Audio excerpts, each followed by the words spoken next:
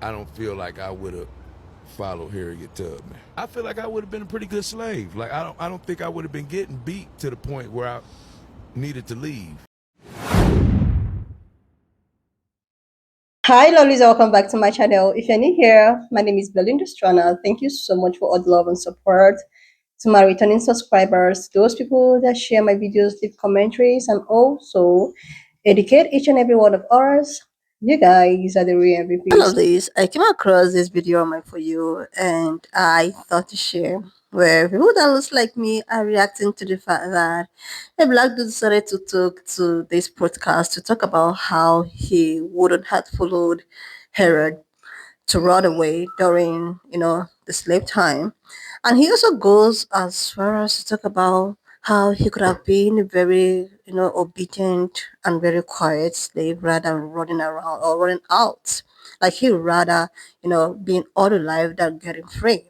This actually got people reacting to the fact that you see the reason why this lady, Harriet, decided that she was going to enforce you to be free than to stay out and get on a life. Now, please, I'm just going to roll the clip. Please leave me your own thought, like, and I let's dive into don't it. feel like I would have followed Harriet Tubman. Why? Simply because, for one, I don't know your conversion rate. Nobody knows that. Like, how many people really made it through the Underground Railroad?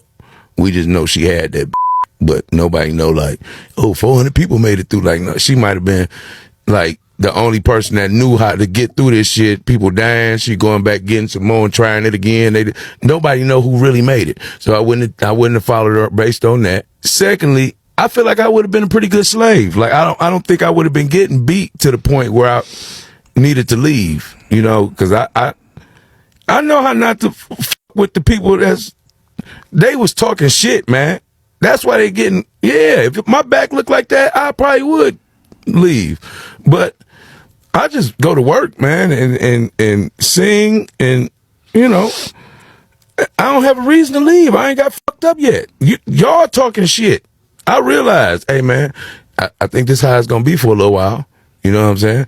And I'm gonna go along with it. If y'all wanna be on that Nat Turner shit, cool. Y'all will be historians later on in life. They gonna talk about y'all, but it ain't worth it to me. I'd rather just be a nigga that didn't make the history books.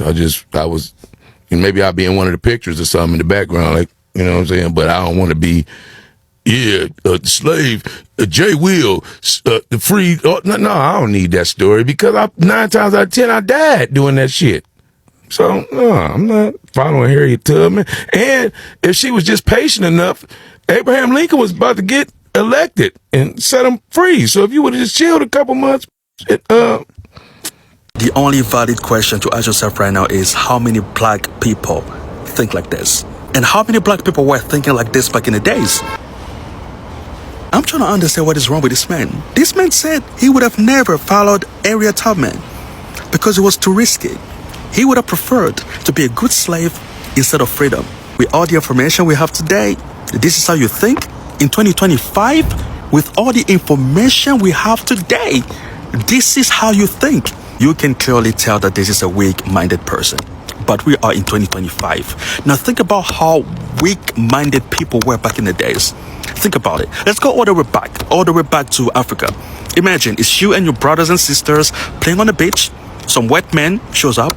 Everybody runs. You get captured. Weak. They put you on a boat, okay? Everybody's fighting, trying to gain freedom. You didn't fight. Weak. You saw other people jump off the boat. They preferred death over slavery. You still didn't jump. Weak. You get taken to America. You seeing other people literally end themselves because a lot of slaves were ending themselves. You said, no, I want to stay alive. You watched other slaves run away. You still didn't run away. And then Harriet Tubman came along trying to help you, trying to free you. And you said, nah, I'm just going to be a good slave. And years later, one of your descendants says the exact same thing. brother. This is why my good sis had to carry around that pistol. Word on the street is my good sis used to carry around that pistol for people who used to change their mind halfway there and wanted to go back to plantation. She pointed that shit in their face and said, you either gonna be dead or you gonna be free. Pick one. Y'all really think you can play in Harriet Tubman's face? The same Harriet that was knocking babies out to make sure they stayed quiet during the Underground Railroad. I think y'all forget how much of a badass she really is and how much she did not play around. So I seen one of my friends comment on my Harriet Tubman post, and she was basically saying, okay, let me give y'all the backstory. I've been saying we need to make the comments a safe place for people who actually need to empathize with people in the comments. So basically, if somebody say, hey, I'm gonna teach y'all how to stay away from pimps, and the comments be like, oh, I can't never be like that, I don't see how they fell for that, you not making the comments a safe place for people who possibly could have been going for that. Somebody could have commented and said, oh my goodness, thank you so much, they would have got me. But because everybody commented and said it couldn't be me, it don't leave space for people who are actually green or maybe lacking knowledge in that area. So the comments are not safe. So I said with that guy with the Harriet Tubman situation, everybody was so quick to shame him that we didn't leave space for the comments to come in for people who actually think the same way that he think. There's probably a million other people who probably say, yeah, I would have never went with Harriet Tubman either. But everybody got at him so quick and everybody like to follow the crowd, so people are not going to openly confess, hey man, he right in my eyes. But my homegirl commented, she was like, well, people was actually showing up missing and da-da-da-da, unaliving or being unalived, and I get the point, and I get that, but I feel like the reason people attacked him, it was not because he said, oh, I would have been scared to go with Harriet Tubman. I almost said Harriet Clinton. But it's not because he said that. It's because he continued to go on and say, we don't know her success rate. And if we would have just waited a few months, such and such was going to free us. Abraham Lincoln was going to free the slaves anyways. And saying all that was so unnecessary because I don't believe that's how things happen. Do you not realize, like, there's tension that had to happen inside of this country for a lot of laws to shift? The people had to move a certain way. Things had to get moving. They wasn't just, oh, let's just free the slaves. No, there had to be a fight from the beginning. Like, things was happening in this country over and over again where this was starting to chat, the murmur, the talks about freeing slaves. You don't think Harriet Tubman had a huge role in that? So all the comments he made after that was like, I'm trying to say it without sounding, that it was cool mentality. That's what it is, a cool mentality. It wasn't just, I ain't gonna lie, I would have been afraid. I don't know if I could have did it. But it was like, let's just wait for him to free us. The white man's gonna free us type stuff. Let's just wait. They're gonna do right. And this just knocks the courage of the people who had to actually fight for us to get to that point. So that's my point. And it wouldn't let me reply to the comments. I don't know why. But yeah, I think it's perfectly normal to say, hey man, I don't know if I would have, I probably would have been scared. I think that's valid. That's a human response. Not everybody is courageous. And then somebody else said, oh, if your family from the South, guess what they didn't do? They didn't run. And that's not true. That's like a small-minded mentality. Because you really think the Underground Railroad was available to everybody? Not everybody had the same systems in place. You know, this was a whole system set up for people to go and escape and run to the North for freedom. Not everybody had that opportunity. So to say just because you're from the South, that means your family didn't participate or they didn't run. Well, technically, yeah, they didn't run, but they didn't have the same system set up. Or maybe they tried to run. We don't know. There's always going to be people who got away and people who didn't want to get away. And then people who never had the choice. Like, though they could have actually ran, they don't have the systems, the knowledge, or the wisdom that Harriet Tubman carried to build the Underground Railroad system. Feel me? Shit, let me tell you something. I would have been in the bed with Harriet. We would have been that motherfucker cuddling and all. Every time she flip up, I'm flip over too. Every time she move to the left, I'm move to the left too. She fall out the bed, I'm gonna fall out too. If Harriet get up to go pee, I'm coming too. Girl, what? Where's you going? Like, I'm coming too. Like, don't leave me. Like, nah. I don't give a damn if I'm in a deep sleep. Something in my spirit gonna wake me up. As soon as she get up out that bed, Harriet, girl, I'm coming. I got my shoes outside. Harriet would have shot me because I would have been talking about escaping all day. She would think that I was trying to get us caught on purpose. Whole time, I'm just excited to go. All right, Ricky, see you tomorrow. See who tomorrow? So when I say that some of y'all don't want to be free, I deeply mean that. So I just saw a clip of a gentleman on a podcast, and I think this is another clear example why men should not have access to microphones. And he basically said that if he was alive during slavery, he probably would not have followed Harriet Tubman, the same Harriet Tubman who risked her life, leaving her husband behind, right, to free hundreds, if not thousands of slaves on the Underground Railroad. And the fact that he got on the internet and saying that he would not follow the Harriet Tubman and would have probably remained a slave, I don't even have words to describe the type of rage that I feel right now. But you know what? He's probably right. He probably would not have been brave enough to seek any sort of justice, because a lot of y'all don't want to be free. I mean, a lot of y'all are still shopping at Target. A lot of y'all are still sipping coffee from Starbucks. A lot of y'all still are pretending to be apolitical at a time in which fascism is literally staring at us in the face. At a time where people are being snatched out of their homes and schools and churches, kids are being shot at in classrooms at prayer. The federal government is looking for more and more ways to funnel your dollars to private equity, to corporations, to the one percenters. Yeah, so I'm not surprised that he said it. I just find it disgusting that he thought it was like some revolutionary thought and wanted to share it on the internet. Yeah, you are lame. Yeah, you're not brave. Yeah, you don't really want to be free. Many of y'all just want to be in proximity to power. Y'all want to be the oppressor. You don't actually want to be free of the oppressor. You don't actually want to remove the oppressor from any sort of power. You just want to replace yourself at the head of the table. What does it take to walk into the mouth of hell over and over again? Because Harriet Tubman did that. Not once, not twice, but so many times even the people who were hunting her believed she had some sort of special power. Maybe she did. But here's what they don't tell you. She could have left it all behind. She escaped, made it north. She could have gotten a job. She could have changed her name, disappeared into freedom, and lived a quiet life. But freedom that only applies to you? It's not freedom, not to Harriet. So she turned around, and she kept turning around. In the dark, in the cold, in the rain. Through swamps, through forests, through counties filled with white men holding guns and bounty posters that promised money for her, dead or alive. And still, she went back. For her brothers, for her nieces, for strangers, for anyone who still had to wake up to the sound of a whip. And she didn't just guide them, she dared them. She told them, we ain't going back. And if you want to go back, you're going to have to die here. Because going back just means more chains. That's not a tour guide. That's a general in the war for human dignity. They try to water her down now, make her some quiet hero with folded hands and soft prayers. But Harriet wasn't quiet. She moved like thunder. She was a Union spy, a scout. She led the Combahee River Raid and freed over 700 people in one night. Do you understand what that means? While Lincoln was still debating what to do with black people, Harriet was already doing it. While the country was stuck in compromise, she was kicking in the doors of slavery herself. And even after all that, this country paid her dust, denied her veterans pension, gave her pennies, called her just a nurse. But you and I both know America doesn't know what to do with a black woman who doesn't ask for permission. Harriet Tubman didn't just dream of freedom, she weaponized it. And she walked hundreds of miles, not for applause, but because her soul couldn't bear to be free while others were still in chains. So we can't let them reduce her to a line in a textbook. She wasn't a passenger in history. She was the engine, and without her, America would have stayed asleep at the wheel.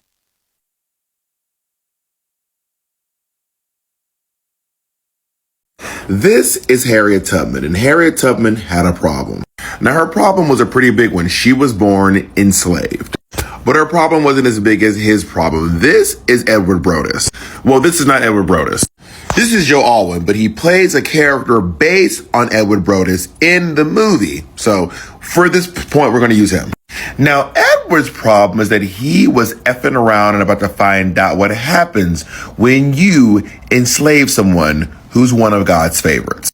And let me tell you, this woman is absolutely one of God's favorites. See, even though Harriet Tubman was born enslaved, she knew this was not the life for her. She knew she was meant for bigger and better things. Now, Harriet Tubman was a woman of God, and she would often pray to be made free. She always said, I have a right to two things, either death or liberty, and if I cannot have one, I will have the other. But the gag is, baby, she wasn't talking about her own death, and we're going to get into that real soon. Now, there's a thing called manumission. Manumission is when a slave owner frees their enslaved people. This is often based on them being a certain age, by the time they're 45 or 50, or in the event of their passing. And Harriet Tubman was promised manumission when Edward Brodus's father passed away, but Edward Brodus did not want to comply, and this was very common. So Harriet came up and was like, hey, I'm supposed to be free. We had this conversation. Your dad had a whole thing. What's good? And Brodus was like, yeah, about that. Nah. Harriet said, bet. So Harriet started praying every single night, every single hour, saying, God, please change his heart. Please change his heart. Please change his heart. But I guess God was out of office because the prayer was just not being answered. And then Harriet said, okay, maybe that's not your will. If you won't change his heart, stop it. If you're not going to change his heart, just stop it from beating. And God said, I fucks with that. The next day, Edward Brodus breathed his last breath. And then Harriet Tubman and her brother said, we are going to make a run for it. Now, they were on the run for a couple of days, and her brothers got scared, and they said, we're going to go back. We're going to go back. And Harriet's like, nah, I'm not about that. They said, no, we going back.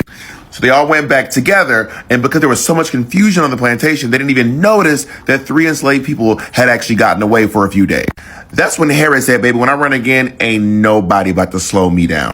So Harriet Tubman made a run for it by herself, and she made it all the way to freedom. Now, this is not the end of her story. This is just the beginning. She went on to do so many remarkable, amazing things. And let me know if you want me to come back and tell some more stories. In the meantime, I wrote a book. It's called Harriet Tubman Live in Concert. And if you want, you can click it right here on the link and get the book.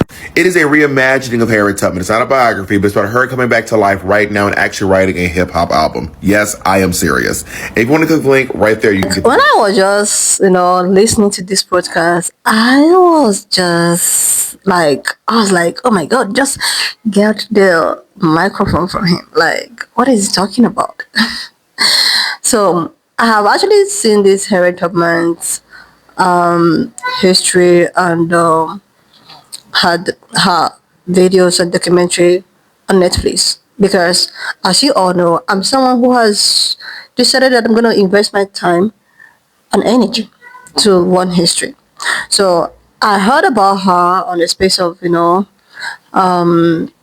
social platforms, and I decided that really want to see a video of it. And one of us here, and thank you so much for actually sharing me, also telling me to go to Netflix and watch that I'm going to get, even if it's not 100%, but something like that. And I saw this lady, a strong woman, who will rather risk everything.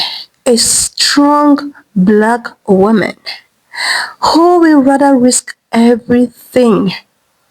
She will risk her life in order to set her people free. Like, I used to hear that, oh, black women are so strong, black women are this, black women are masculine. But then again, very strong. She's an example of a very strong black woman that will go to any length to make sure that her people are set free. There is always someone in a group that will be a saboteur. Like, that will just, I saw all of those on the clip, on the movie. You can just go see it on Netflix. I think it's on Netflix.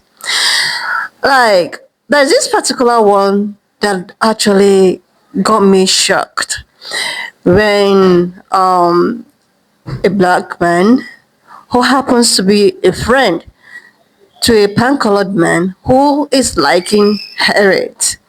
And when Harriet escaped for the last time and she actually came back to come free other enslaved people, this black man who was very close to, I think he's a freed black man. He was close to the pan-colored man that is liking Harriet. And the thing is that the said black man was the one who wanted to stop Harriet. And I was shocked. I was like, this is your own. She is making everything possible to free her people. On the movie, you could also see it. And you as a black man, because you are a freed, enslaved person, and maybe you think you have, a little bit of, now you are now the one hunting down your own sister. And what actually gave me a kind of satisfaction is the fact that when he actually captured her, right, and wanted to hand her over to the pan-colored man, and the pan-colored man was like, he has feelings for Herod, and this black dude was like, "What are you doing? Just end her, unalive her, or something." This said pan-colored man used the weapon that he has to unalive the black dude. And what did this actually taught me? It actually taught me that this allyship of a thing is just something that one need to. Sometimes when I see some, painkiller people talking about, oh, allyship, oh my God, we're anti-racists, oh my God, we're standing, we're talking, or we are just trying to defend you. I really do not trust them 100%. And so, black women does not really even trust them 100% because just for a twinkle of eye, someone that you thought that is fighting for you, is there for you, might just turn their back on you. And exactly what happened on that scene. Sometimes I go back to watch that scene and I was so shocked. He unalived the black dude and wanting to unalive Harriet, but Harriet ran away. She escaped as a strong woman that she is. And now this dude on the podcast talking about how, he would prefer to be an obedient. So you prefer to be subdued. That is why even till date, REACTIO is still in existence. Operation is still because there are some people that enables it. If everybody was like, okay, we are done with operation, we don't want to enable it anymore, okay, then I think things might actually work out better. But no, some people are out to keep on enabling it. Anyway, lovelies, I'm not just leave me your own thought in the comment section of what you think of this video. And please do not forget that we do not support any form of bullying and harassment. We're just here for educational and informative purposes. So please share this video, subscribe to this channel if you're here to do that. Like, and I will see you lovelies when I upload the next one. Thought in the comment section of what you think of this video. Please do not forget that we do not, support any form of bullying and harassment. We're just here for educational and informative purposes. So please share this video, subscribe, leave a thought, and I will see you lovelies when I upload the next one.